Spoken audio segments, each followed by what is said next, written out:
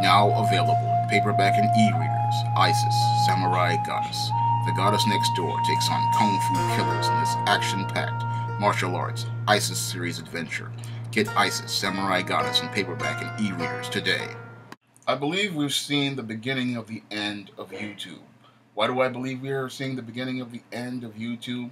Because YouTube has announced that it's introducing a robot that will remove content that is considered offensive from the more popular parts of the website, such as playlists or trending section of the website, and place videos that they consider offensive in an obscure section of the website where people will not be able to see them and will have a hard time accessing them. And once I heard about this robot, I said we're starting to see the nail get ready to be put into the YouTube coffin. Why are we going to see the nails put in the YouTube coffin? Because YouTube announced when it first came out that you could broadcast yourself. If people can't broadcast themselves, they're going to take their content to another website. Now, when I look at the cycle of YouTube, it reminds me of the cycle of many other websites like MySpace, which were open forums. Unfortunately, what happened to MySpace and the lessons of MySpace have not been learned by Google, the owner of YouTube, or YouTube's senior executives and senior managers. Because in addition to putting in this new robot that will go out here putting videos in obscure sections, demonetizing videos, they've gone out and hired a whole host of flaggers. And this is a disaster waiting to happen, because when you hire flaggers, what they're going to do is flag content that they don't like, and they're not going to be objective about it, especially if many of the flaggers are from individual groups like social justice warriors and many other special interest groups who want to try to control content and make content reflect what that fits their narrative. That's a disaster waiting to happen, and the owner of YouTube, Google, doesn't understand how epic a disaster this is going to be. Because when you have a hired group of flaggers, they're not going to be objective, and they're going to go out of their way to not police the website for offensive content based on objective content rules or guidelines. They're going to go after content they just don't like. So that's a disaster waiting to happen. And when I look at what's going on with YouTube right now with these robots and these flaggers, it reminds me so much of what happened to MySpace back in 2010, because the two things that led to the end of MySpace being a popular website were, one, News Corp purchasing MySpace in the same way Google purchased YouTube, and then two, the whole flood of trolls, spammers, and attention whores overtaking the website and making it almost impossible for users to use. Because when YouTube first came out, it was a place where a lot of creative people came, such as writers, artists, performance artists, actors, singers, people like that came to the website, and they broadcast themselves and they broadcast their lives. And that made the site an open forum that a lot of people came to see content they could not see anyplace else. And a lot of groups like men's, people in the MGTOW movement, the MRA movement, and black men came to YouTube to have a voice, because they weren't allowed to have a voice on mainstream media, because Big Six Media pretty much caters primarily to women. So men came to YouTube to express themselves and talk about their issues, because they never had a forum to express themselves in the last 35, 40 years.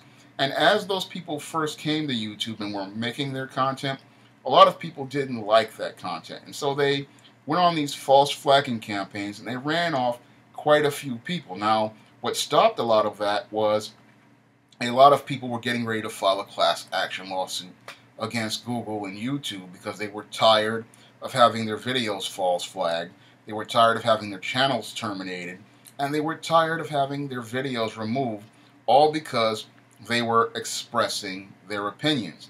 And Google, for a while, had left things alone, but again, we have these same individuals coming about complaining, and then we had things like the 2016 election, which led to the, as many people call it, the YouTube adpocalypse. Because I looked at the YouTube site over the last couple of years, and we didn't really have any problems until Hillary Clinton lost the last election. Once she lost the last election, then we had all these advertisers talking about they were pulling out. And the reason why they were pulling out is because their candidate lost the election, and they thought all these YouTube videos had something to do with it, and that was probably what they thought led to the groundswell of support for Donald Trump, when in actuality, it was just that Hillary Clinton was a terrible candidate. Now we have these robots coming along from YouTube, from Google and YouTube, to try to further censor content and drive more people off the website. And we're seeing, as I see it, this is getting towards the beginning of the end of the website, because what they want to do is censor people for expressing their opinions, and they don't like the whole idea of people broadcasting themselves. And the whole thing is that they don't like that because it's presenting different opinions, different ideas, and opening up an open forum to different people. So now we have this robot going around pulling stuff that they consider offensive off and flaggers, and that's going to head towards the end of, as I see it, the website, because when it comes down to websites, they're not like TV networks. It is content that drives them, and it is content that keeps them going. Without content, you're not going to have much of a website. Now, YouTube is complaining, saying that they can't afford to continue paying for the servers and that they need to please the advertisers. But when it comes down to websites, if it wasn't for the content, there would be no interest from advertisers. And once you start alienating your content providers, you have started to put the nails in your coffin, because it was the people who were broadcasting themselves that was leading to the traffic coming to your site. And once you start alienating those content providers, you have started to dig your own grave, in the same way MySpace dug its own grave by making its site very difficult to use and allowing spammers, trolls, and attention whores to dictate what the content was. Because a lot of artists and creative people, they got frustrated because every time they would try to go onto MySpace, they would have to deal with these pages with these 5 megabyte pictures of cats loading on a 56K modem, and that was a bit of a nightmare. Or they had to deal with really what they consider offensive content, like seeing some booty model putting her butt up in the air almost every 8 seconds. So a lot of those artists walked away from that website and walked over to Facebook, or they walked over to other social media sites, because they wanted to create content that they believed would be intelligent, and they wanted to discuss content with people who they thought they could have a rational discussion with. Unfortunately, a lot of those people left, and all that was left were trolls, attention whores, and spammers, and that made the site untenable for a lot of artists and creative people, and they just left. And what I'm seeing with YouTube is the same pattern happening right now. A lot of people who are artists, creative people, performance artists, business people, they're finding that the site is becoming very difficult to use, because they are running into the same trolls, attention whores, and drama kings who are looking mostly to get arguments started, looking to get drama started, and they're not looking to have an intelligent discussion on a subject. So they're looking at this website and looking for an alternative. And when we look at things like these flaggers and these other announcements, it's looking like people are getting more incentive to go to other places like Vimeo or Dailymotion or Minds.com. And a lot of those creative people are thinking about going to those forums, and YouTube believes that it's going to make all this money from trying to make a subscription for television shows. But I look at that model and I don't see that going very far, because why would people pay to subscribe to watch TV shows when they can watch those exact same TV shows for free, not only on another website, but on their own television? So they have no incentive to really watch that. And the whole thing is that most of YouTube's money was made, whatever it was, and by content made by ordinary people. And once you drive the ordinary people off your website, you've driven off 90% of your foot traffic, because why would I want to watch YouTube for TV shows when I can already own Netflix or Hulu or one of these other broadcast centers? Why would I want to go to YouTube to watch the YouTube subscription? And the big problem with Google is that they bought this website thinking that they could make money off it, not understanding that the only way you're going to make money off of a YouTube is through letting people broadcast themselves and telling the advertisers not to interfere with it, because the whole thing that brought people to the website was the fact that people were broadcasting themselves and building an audience. And if you start tinkering with that, you're going to break the model that brought the people to the website, because what made YouTube a #2 website all over the world was the fact that people could broadcast themselves.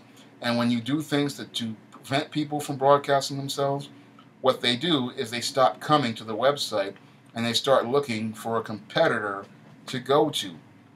So that's why I believe YouTube has started to put the nails in its own coffin, and we are seeing the beginning of the end of YouTube, because if people can't broadcast themselves, they're just going to go to another site like Minds.com or Vimeo or Dailymotion, where there are standards in place where they don't have to deal with trolls, attention whores, spammers, and people with 0 subscribers looking to start trouble with them and looking to cause drama for them. They want to go to a website where they can present their content, interact with people who like their content, and if people disagree, they can disagree in a way that is constructive. But if they get hostile, there is a way to deal with those individuals in a constructive manner. And YouTube's blocking really does not help in any way, shape, or form, because once you block a person, they come right back with another account, and they come back looking to make ad hominem attacks and troll attacks and go back and forth with people. And that's not a constructive discourse for a website. I've seen many websites go into decline because there were no efforts made to deal with the 0 subscribers club or the trolls or the attention whores. And that's what led to their decline.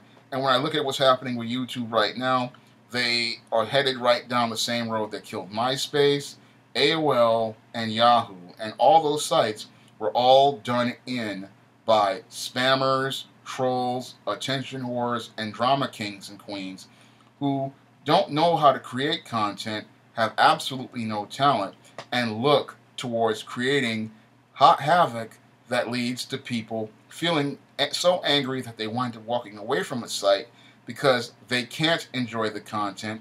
And the only content that these people want to make is no content. They just want to drive people away from a website.